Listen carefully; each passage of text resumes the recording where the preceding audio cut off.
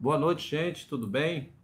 Tranquilo? Hoje é um podcast especial, Enem 2025, aqui com a presença do professor Joel, mestre Joel em Física, professora Ana Beatriz, na arte de linguagem.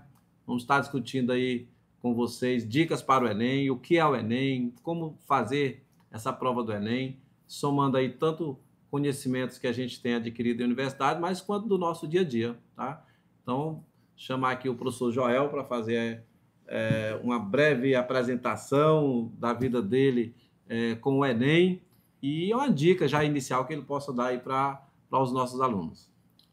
Olá, boa noite. Aqui é o professor Joel. Nós estamos aqui no momento oportuno para discutir o que nós trabalhamos o ano todo, que é exatamente o Exame Nacional do Ensino Médio. Nós estamos nessa luta há mais de 28 anos dando aula em cursinhos e fizemos essa transição de vestibular tradicional para o vestibular nacional unificado, que é o Enem. Foi uma transição muito complexa, porque nós estávamos ainda estudando as provas, né? Era um modelo totalmente diferente, são situações, problemas em que os alunos devem estar a par de tudo isso. Situações, problemas estes que o Enem pergunta o seu cotidiano. E, antigamente, as questões eram mais diretas, era a aplicação pura e direta de formas, hoje não. Hoje você tem que entender a sua vida, a problemática, a mobilidade urbana, nós temos que entender os fenômenos naturais que está acontecendo, inversão térmica, ilha de calor.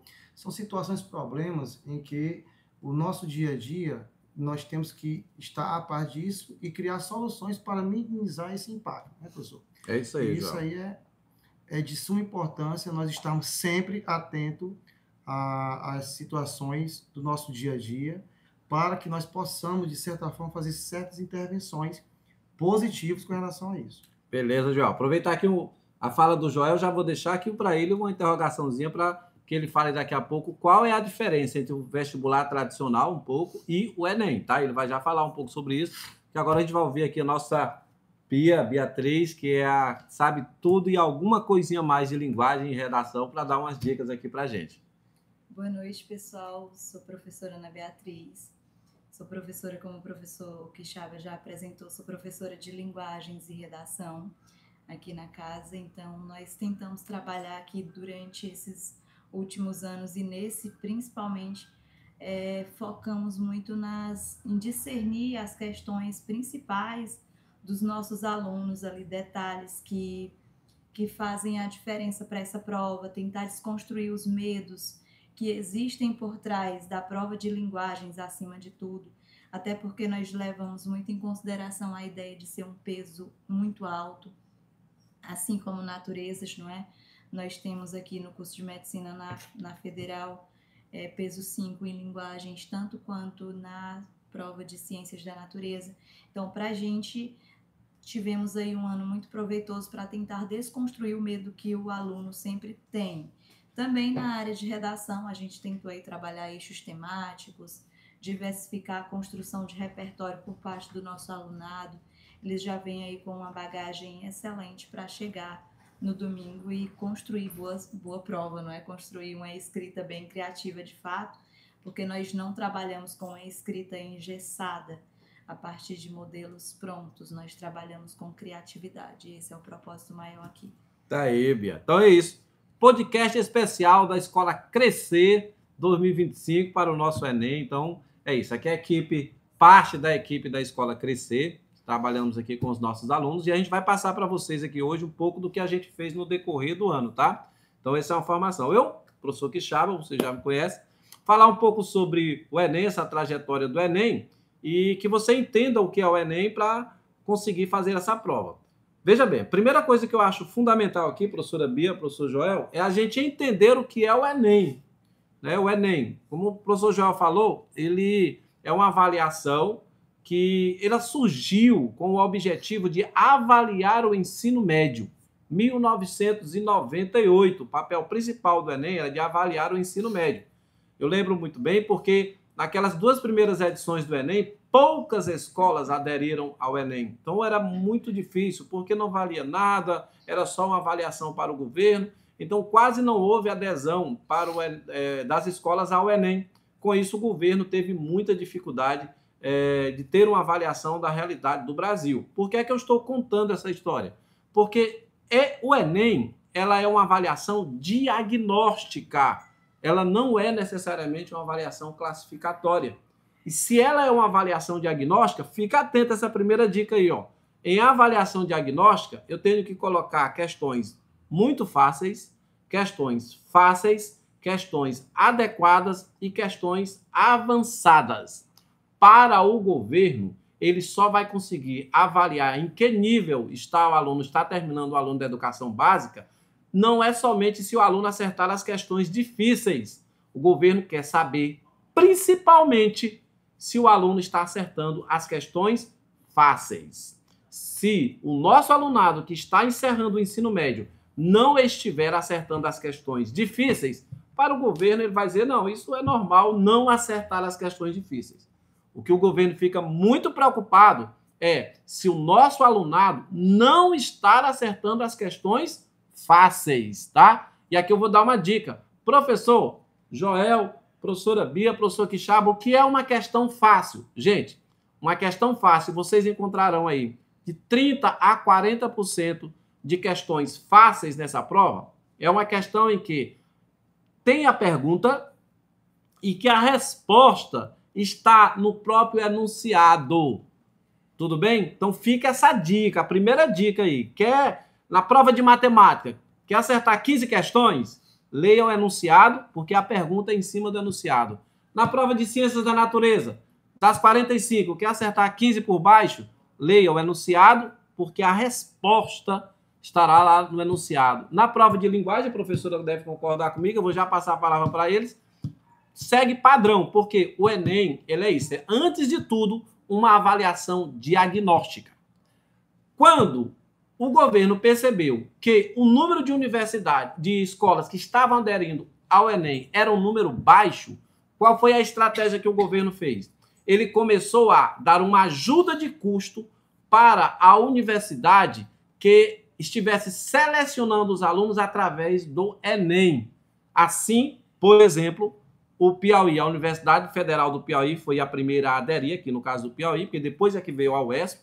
Quando ela aderiu ao Enem, foi que todas as escolas, então, se interessaram pelo Enem.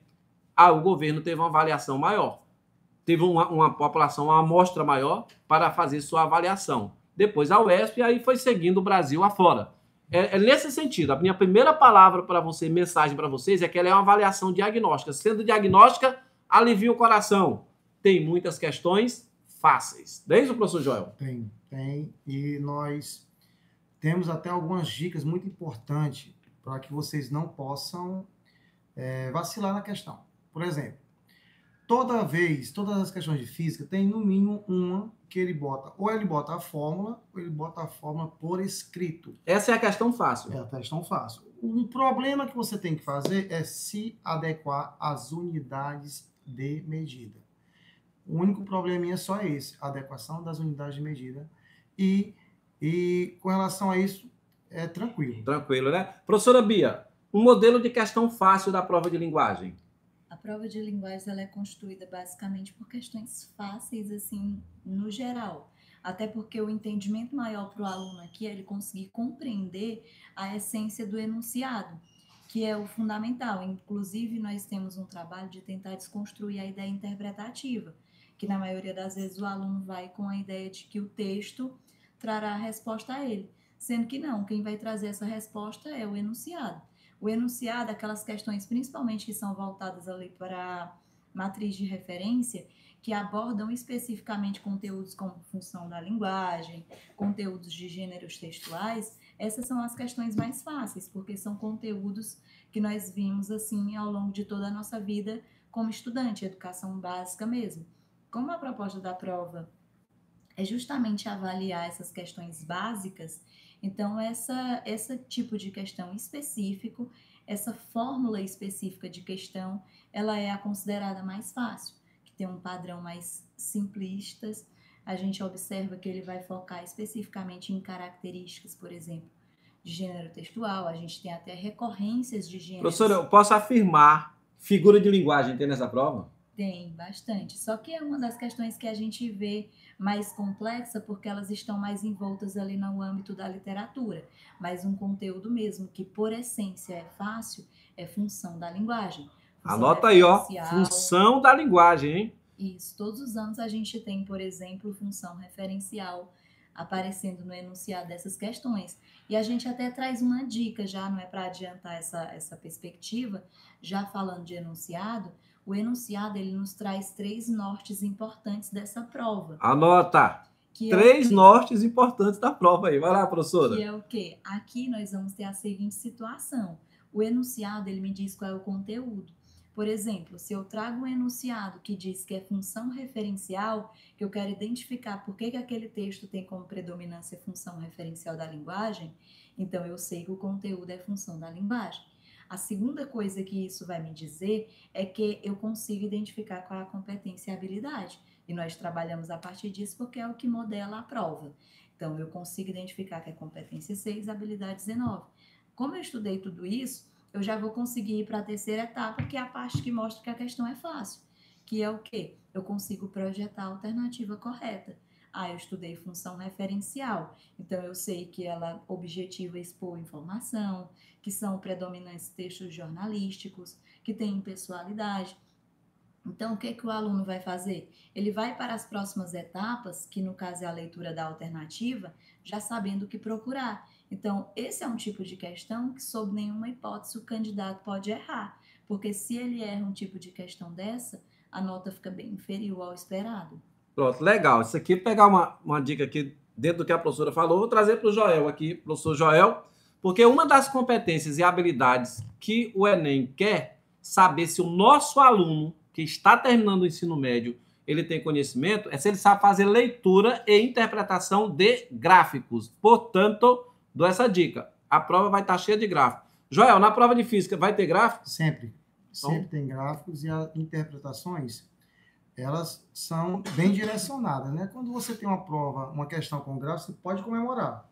Porque, com certeza, a resposta, ela está lá intrínseca, certamente, no gráfico, né? Então, tá aí outra dica do professor Joel. Vai ter uma questão de gráfico, porque o professor Joel está adivinhando? Não, é edital e as competências lá. Habilidades, competência e habilidades do Enem diz saber se o aluno consegue identificar o tipo de gráfico. Qual é a maneira que o governo vai saber se o aluno está conseguindo identificar um tipo de gráfico? Ele colocando uma questão com gráficos. Então, na prova de física vai ter gráficos. Sempre. A prova de linguagem, Função referencial. A prova de matemática nem se fala. Essa é que tem gráfico mesmo, tá? Então, fica uma dica para você aí também. Análise de gráfico. E no gráfico, pegar a palavra aqui do professor Joel, e no gráfico, a resposta é uma questão fácil, porque a resposta sempre está lá no gráfico. Fica atento. Nenhum gráfico aparece ali só para fazer encher linguiça na questão. Toda imagem, na prova de linguagem, se tiver uma imagem, ela tem uma finalidade com a questão. Na prova de física, se tiver uma imagem, tem uma finalidade com a questão. Nenhuma imagem está ali à toa, tá, pessoal? Tudo bem? Falando na questão da prova fácil, Joel, Bia, a TRI em linguagem, como é que a gente poderia dar uma dica para o nosso aluno, professora Bia? A gente pode observar principalmente pela questão mesmo do enunciado, porque o enunciado é que vai encaminhar mais ou menos essa ideia da TRI aumentar ou não. Porque principalmente trabalhando a ideia de competência e habilidade, a gente consegue prever as questões que são mais difíceis. E como a gente leva em consideração que TRI ela vai subir se o aluno acertar as mais fáceis e ali deixar de certo modo, por último, as questões mais difíceis, e a gente consegue prever nos nossos simulados, nas nossas resoluções de questões, aquelas que são mais fáceis, aquelas que são mais difíceis. Então, para o aluno que quer levar a sua TRI, o ideal é ele, a partir dessas questões mais fáceis, identificar pela matriz de referência, já ter em mente que questões de arte, de literatura, elas são mais difíceis, elas são mais densas. Vou pedir para repetir. Professora, na TRI, quais as questões você acha que são consideradas mais difíceis? As questões de arte e as questões de literatura. Anota isso aí, deixa para o final, hein? Porque elas são questões que vão explorar conteúdos mais complexos. Conhecimentos anteriores, né, professora? que eu preciso relacionar, por exemplo, obra de arte ao contexto de produção, a mesma coisa quanto a obras literárias, eu precisar relacioná-las também ao seu contexto histórico-social. Pronto, Então, olha a dica aí que a professora já deu, uma dica muito interessante. Professor Joel, na prova de física, o que é que eu poderia dizer para o nosso aluno? Levando em consideração a TRI, né, que eu vou já falar um pouco sobre TRI, que ele poderia identificar como uma questão difícil e ele vai deixar lá para o finalzinho. Certa questão. Difícil, geralmente quando ele engloba dois conhecimentos físicos, por exemplo, quando você tem uma associação de circuitos elétricos com física térmica, você vai ter que fazer uma associação entre circuitos elétricos e física térmica, está mais complicado, porque você vai ter que associar fórmulas, que é a aplicação que faz a aplicação de fórmulas, envolvendo circuito elétrico e física térmica. Nessa situação, você tem um grau de complexidade maior. Então, o que é que eu sugiro? Que você deixe essas questões por último, né? Então tá aí, ó. Deixa eu falar um pouco sobre o que é a TRI, que geralmente muita gente tem essa preocupação. Volta aqui a fala inicial, explicando o que era o Enem. E a TRI é a teoria de resposta ao item. É um cálculo matemático aqui espetacular. Uma mesma questão. Por exemplo, se eu acertar a questão 36 lá na prova de linguagem, para o Quixaba, ela tem um peso. A Bia pode acertar a mesma questão e ela tem um outro peso. O Joel pode acertar a mesma questão e ter um outro peso, porque ele vai fazer uma sequência lógica, um algarismo. É muito interessante a TRI, mas não é isso que eu quero explicar a vocês. É que TRI é o seguinte, a TRI, se eu acertar, preste atenção nisso aqui, ó. Às vezes tem aluno que diz, não, eu vou acertar as questões difíceis, porque assim minha nota vai subir. Contrário. Anota essa dica. Se eu acertar 10 questões fáceis e errar 10 questões difíceis, e se eu acertar 10 questões difíceis e errar 10 questões fáceis, aquele aluno que acertou as 10 questões fáceis e errou as 10 difíceis, ele terá uma nota maior que o aluno que acertou 10 questões difíceis e errou as 10 questões fáceis. Como que, Chaba?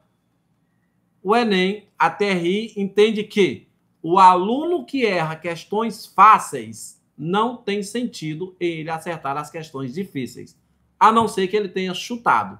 E chute, ele descarta. Portanto, por isso que nós estamos dando uma dica aqui de você resolver em procurar as questões fáceis que existem e várias, mais ou menos quantos por cento, João, na prova de física? Fácil tem mais ou menos 30%, 40%. 30% a 40% na prova de física de questões fáceis. E o que é questão fácil? Como o professor Joel disse, a fórmula já vem no enunciado, ele dá todas as dicas, ele já dá todo o preparo. A questão fácil é só para saber se você está conseguindo fazer a leitura. O que é uma questão fácil na prova de linguagem, professora? São aquelas questões que o aluno vai olhar e já vai entender o conteúdo ali também no enunciado. Rapidamente ele já vai fazer o link. Isso aqui está falando daquilo que eu aprendi facilmente.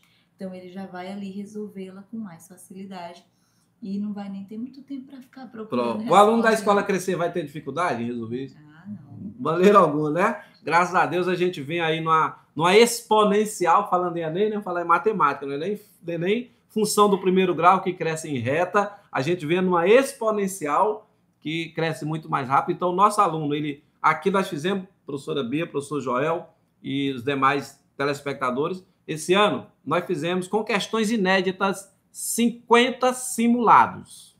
50! Do SAIS, do Evolucional, do Bernoulli, fora os que nós mesmos elaboramos. 50 simulados somente para que o nosso aluno pudesse estar treinando. Por quê? Porque a gente entende também que a aprendizagem ela passa por um processo de repetição. Você só vai conseguir aprender e fixar aquilo que você está treinando. Então, ó, toda terça, toda quinta e todo sábado. Né? A gente estava trabalhando nisso aí. Professor Joel, você tem mais uma semana aí. A professora Bia, a prova já é domingo. Para essa última semana, qual uma dica de conteúdos que você daria para o aluno estar dando uma estudada aí nessa última semana? Com certeza, o que envolve o eixo tecnológico, né? A competência 2, você tem que ter a par da evolução tecnológica. O que acontece quase a cada 2, 3 anos? O nosso sistema de comunicação começou com 3G, 4G, 5G. Você tem que entender o que é isso. 3 GHz, 4 GHz. À medida que vai aumentando a frequência de informação, o alcance dessas ondas vai diminuindo. Então, tem que ter antenas retransmissoras para poder ter uma tecnologia mais avançada. E isso o aluno tem que acompanhar, porque isso faz parte da vida dele, faz parte do cotidiano dele. E a competência 2 resgata isso, que você tem que estar diretamente relacionado com a evolução tecnológica. Professora, qual a dica que você dá para o aluno até domingo, professora? Até domingo, ele tem pouco tempo, né? Até domingo, eu acredito que questões já tá um pouco, já não é mais tanto tempo. Ele pode aproveitar aí até para construir repertórios, ver um filme, tentar relacionar os eixos temáticos que podem eventualmente cair na prova de redação, tentar ali construindo mais essa parte, porque a parte de questões mesmo de linguagem, só se for ele criar esses conceitos básicos que a gente deixou dicas, né? Gêneros textuais, funções da linguagem, que são conteúdos que têm uma recorrência, assim como eu estudar um pouco do que são as marcas linguísticas, não é? Então, esses tópicos específicos, que inclusive são tópicos que discorrem em questões fáceis, são os pontos principais para ele dar uma olhada ali, não é? Nesses últimos 2 dias. Eu diria Meta só, final, né? Não, professora? Eu diria só sexta, porque sábado a gente Sábado só descansar, dorme. sábado descansar. Mas física também você tem que... É um momento não só físico, matemática e química, é um momento de você rever fórmulas, porque você vai encontrar questões puras e aplicações de fórmulas. E se você não souber, infelizmente você vai perder. Pronto. Então você tem que saber física, química e matemática, as principais fórmulas que caem. Tranquilo. Falando aqui também, aproveitar essa dica aqui, da área de ciências humanas, o que é que tu vai encontrar lá como questões de ciências humanas? As 6 competências. A primeira de identidade e cultura. Com certeza você vai encontrar alguma questão sobre dança, sobre religião, porque é de identidade e cultura. Então, questão de identidade. Quem puder dar uma lida aí nessa reta final é certeza. A competência 2 de ciências humanas, que fala muito de relação de poder. Vai falar dos conflitos entre os países, tá? Ou seja, na Idade Média, ou na Idade Antiga, ou até na Idade Contemporânea. Na realidade, ele não quer discutir guerra, quer discutir relações de poder, como está ocorrendo essa relação de poder. A competência 3 fala muito do papel das instituições na formação da sociedade. E no caso do Brasil, eu vou pegar aqui a competência 3 e a 5, que vai ajudar muito a vocês, porque a 3 fala das instituições e a 5 fala quem é que ocupa essas instituições. Portanto, uma questão que vai estar lá na prova do Enem, na área de ciências humanas, é quem é que está ocupando as universidades? Qual é o segmento social que ocupa a universidade? Falar esse termo de segmento, eu vou dar uma dica. Se o texto estiver incluindo essa palavra segmento social, é um texto liberal, uma tendência liberal. Se o texto estiver classe social, é uma tendência marxista. Então, cuidado com essas palavrinhas. A competência 3 fala em relação de poder. A competência 4, Joel, Bia, é a que mais tem caído, porque fala sobre tecnologia. Tecnologia. A competência 4 é geral. Ciências da natureza, tecnologia. Linguagem, tecnologia. Se liga, competência 4. A relação entre homem e tecnologia. Agora, como é que ela é cobrada na área de ciências humanas? Por exemplo, o ChatGPT está desempregando? Aí ele vai dizer, ele vai colocar situações. A internet, a aula online está desempregando? Porque em ciências humanas, a maior relação que eles fazem é como a tecnologia está contribuindo para o desemprego. Isso é real, não tem que discutir. Tá? Por quê? Porque lá no século XIX teve um movimento de Revolução Industrial, não sei se o João vai lembrar, chamado de ludismo, em que, quando surgiu a tecnologia, um segmento social se reúne e vai quebrar as máquinas, porque as máquinas estavam provocando desemprego. Hoje é a competência mais cobrada na prova do Enem, tá? A competência 4, que envolve muita relação em tecnologia. A competência 5 fala de movimentos sociais, como a sociedade está se organizando. E a competência 6, também na área de linguagem, mas muito na área de natureza, que é de humanas, fala sobre impacto ambiental. Assim. Como esse movimento do impacto ambiental está diretamente inserido na nossa sociedade. Principalmente em ciências da natureza, matrizes energéticas. Anota aí, matrizes energéticas. Se né? relacionam às conversões de energia e os possíveis impactos ambientais associados. Né? Pronto, tá aí. Professora, tecnologia na área de linguagem, professora. A gente tem a competência 9, que vai discorrer justamente sobre as competências no nosso dia a dia, principalmente. A prova em si, como o Joel colocou lá no início, ela é muito daquilo que é o dia a dia. Tão tal que quando ele traz gênero textual, ele fala do uso do gênero textual no dia a dia, na escola, no trabalho, na vida social, assim como a tecnologia lá na competência 9.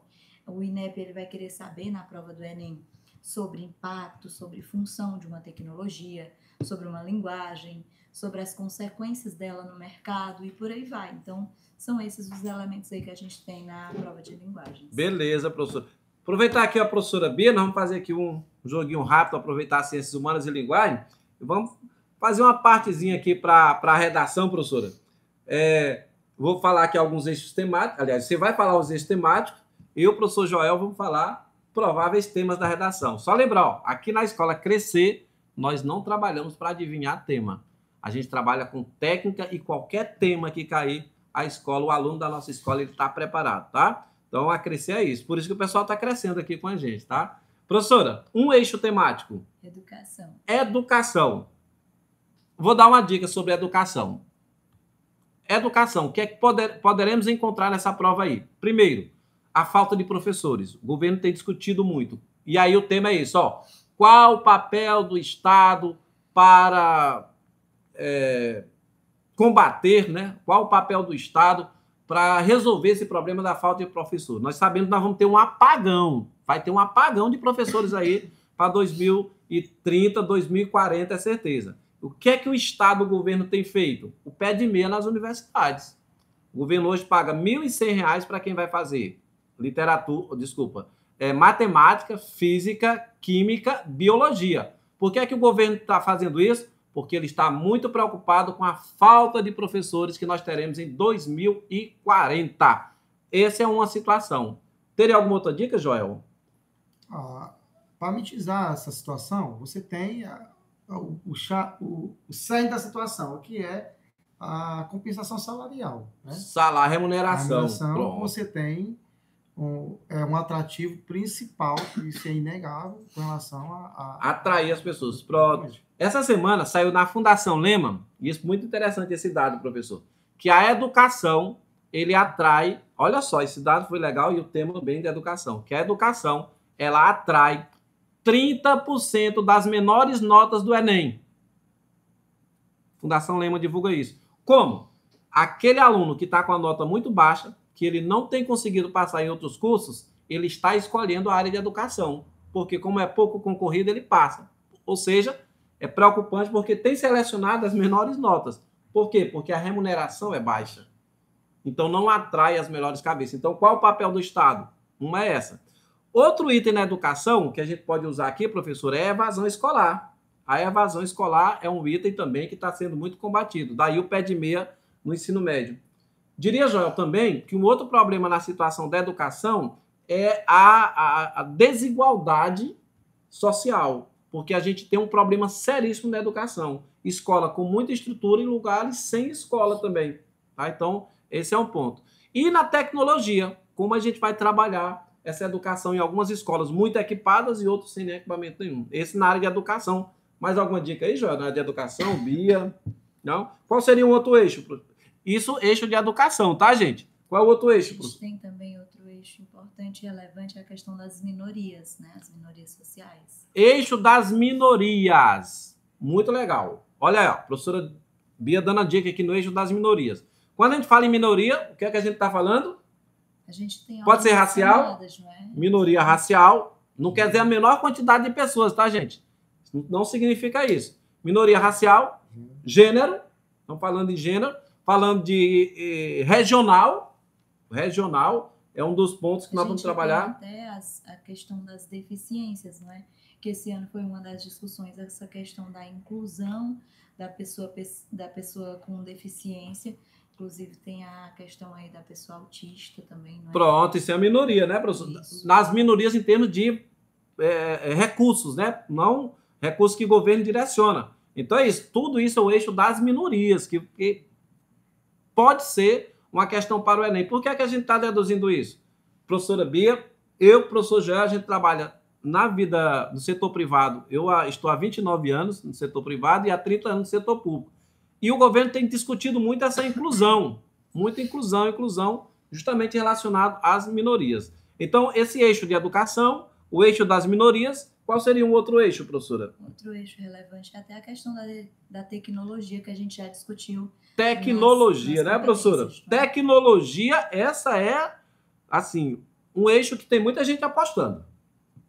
Tem muita gente apostando na tecnologia. Porque vai em todas as competências. Né? Porque vai em tudo, né, Joel? Inclusive, tem a relevância hoje em dia, o impacto que isso traz para a gente, tá? Então, tem toda essa relevância aí para a gente observar a questão da tecnologia no mercado de trabalho, na escola, nas nossas dependências, não é? Porque somos praticamente dependentes dessas tecnologias hoje. Então, são várias as camadas por trás desse eixo. Ó, tecnologia, eu deixo uma dica. Qual o papel do Estado em inserir tecnologia para todas as camadas sociais?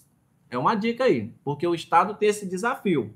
Outro fator em tecnologia que pode ser colocado, e isso eu discuti essa semana em sala de aula, qual o papel do Estado no combate excessivo de redes sociais? O Estado tomou posição esse ano nas escolas proibindo o uso de celulares. Isso é eixo tecnologia.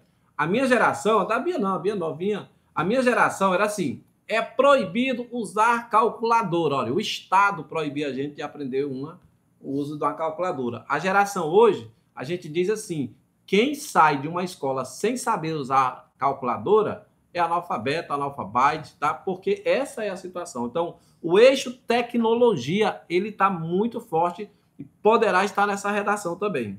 E algum outro eixo, professora? Eu tenho um aqui pensando, professora. É o eixo do meio ambiente, que esse é sagrado, João? Sagrado meio ambiente, a COP30 aí, que nós estamos está sendo realizado no Brasil. Então, é sagrado o meio ambiente, biologia, física, química, história, geografia. De carbono, que você tem que... Todos prometem... Papel do Estado, né? Dessa forma. Eu colocaria aqui outro eixo que é saúde. Saúde é um eixo que poderá também estar nessa questão da redação. Por quê? Só lembrar assim, nós estamos com 40 anos de redemocratização. E eu vou puxar aqui uma pauta, o Joel pode me ajudar com a professora Bia. 40 anos de redemocratização, 84, 85, aquela história toda. E o que eu quero lembrar a vocês é o seguinte, quando falava-se do movimento Direta Já e a redemocratização, anota agora aí, gente, ó. Ali não se discutia só a redemocratização política. Ali era a redemocratização da saúde. Qual o papel do Estado no processo de democratização da saúde? Hoje é o SUS. Levar hospitais ao maior número de cidades possível. Porque a década de 80, a década de 90 ficou marcado por concentrar a saúde nas capitais. Ali também, aí pegar esse momento da redemocratização, a redemocratização do ensino. Por quê? Porque as universidades eram concentradas todas nas capitais. Ora, para que você tenha noção, Parnaíba vai criar um curso de medicina em 2014.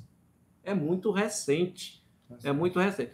Parnaíba, até 1996, muito recente, o ensino médio de qualquer região aqui próximo teria que vir fazer em Parnaíba. Então, 84 trazia isso. Então, esse eixo, ele é muito forte. Educação, saúde. Então, o eixo de saúde, ele é muito forte para essa prova. Então, a redemocratização da saúde também, tá? Então, fica aí. Vamos lá. Educação, tecnologia, meio ambiente, minorias e saúde. Adivinharam?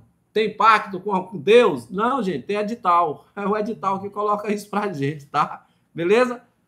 Professor Joel, sobre mais uma dica em relação à prova de física, química e biologia. Quais os assuntos que entrelaçam ali sempre juntos? A energia, né? A produção de energia, ela é muito pertinente porque é muito cara.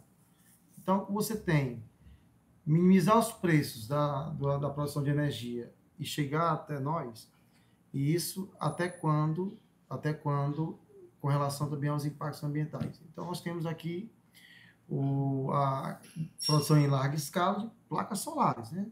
Que é o BAN do sistema de produção de energia hoje. E isso nós temos que levar em conta fatores físicos, fatores ambientais, até que possa minimizar esse preço de consumo de energia. Bia, qual na área de linguagem?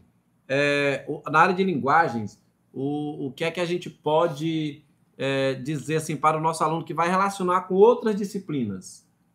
Acho que muita questão da leitura, porque eu consegui ler bem uma prova, consegui fazer a leitura complexa do enunciado, isso vai ajudar a resolver a prova completa. Porque, assim, na minha área especificamente, a gente trabalha isso dia após dia, uma desconstrução do medo dos textos longos, não é? E essa desconstrução, ela parte da leitura do enunciado, a forma como eu leio. E isso não serve só para linguagens. Se eu consigo ler bem o enunciado, em linguagens, eu vou conseguir ler bem na física, na história, na sociologia, enfim, em todas as áreas. E isso é o que auxilia com completude ali o aluno a realizar essa prova com maestria. Por isso que eu defendo muito a minha área. Tá certo, leitura. Graças a Deus, e um trabalho que a gente tem aqui na Escola Crescer, o que mais a gente faz é praticar leitura. Então, leitura é uma parte fundamental aqui para a gente. Só conferir aqui como é que está o nosso tempo aí para a gente já tá chegando lá. Gente, então foi isso. A gente veio aqui dar essas dicas para o Enem, espero ter ajudado. Lógico que daqui para sábado, né, a gente não consiga estudar tudo e nem vai fazer isso, tá? Eu vou dar como uma última dica aqui. Daqui para sábado, não fica pegando dica de todo mundo, principalmente de redação, né, Bia? Vocês me chamavam a atenção para isso. Pode correr o risco de quê, Bia? Aí aumenta o nervosismo, a ansiedade. Então é melhor a pessoa focar mais em relaxar mesmo. Se quer se preocupar, vai lá para Ciências da Natureza, deixa para a semana que vem. Aí, não, mas deixa lá, exato. Então é isso, gente. Professor Joel, última dica aí para o pessoal, despedida do pessoal aí já para a prova. Tem muita tranquilidade, porque a prova de física, como nós discutimos aqui, metade dela ela está inserida na prova, o texto. Então, muita tranquilidade nessa hora e eu desejo que todos vocês tenham uma ótima prova. Tá? Beleza, professor Joel, nosso mestre em física aqui, que dá aula, é mestre dos mestres, o menino chama. Professora Bia? Também reforçar para os alunos esse cuidado mesmo de véspera, desejar uma boa prova, porque a gente sabe da capacidade deles, não é? Nós vimos alunos aí evoluindo a cada simulado, então a gente está muito confiante no potencial de cada um. Às vezes eles nem entendem o fato da gente às vezes chamar a atenção, mas é mais com o propósito mesmo de cuidado. Então, só reforçar o voto, né, de boa prova, até porque não vou desejar boa sorte, porque a sorte eles construíram ao longo do ano. No final, os outros é que dizem que é sorte. Porque foram 50 simulados. 50 simulados. Fora aqueles outros, né? Não, veja bem, gente, 50 simulados com questões inéditas. Nós estamos falando do simulado SAIS, que traz para a gente questões inéditas, simulado Bernoulli, que traz questões inéditas, simulado evolucional, que traz questões inéditas. Estou falando de 50 simulados com questões inéditas aqui na Escola Crescer. Fora os simulados e os Enems anteriores, que nós também refizemos todos. Fora aquele simulado que os professores elaboraram já de questões bem similares, questões de FUVEST. Então, amiguinho, fechando aí, a gente chega a 100 tranquilo, tá? Quer dizer, tranquilo pra gente, né? Não sei para quem não fez, se não vai ser tranquilo. Pessoal, quero agradecer muito a vocês. Dizer que você que é aluno da Escola Crescer, fique tranquilo, foi feito um bom trabalho, ninguém faz 50 simulados assim à toa. A Escola Crescer preza muito para essa questão da leitura, porque a palavra-chave do simulado, né? Do Enem é leitura. Leitura. Não deixe de ler a prova, porque somente lendo a prova você já mata aí 30% a 40% das questões. Tudo bem? Então é isso, gente. Convido a você, 2026, vem crescer com a gente.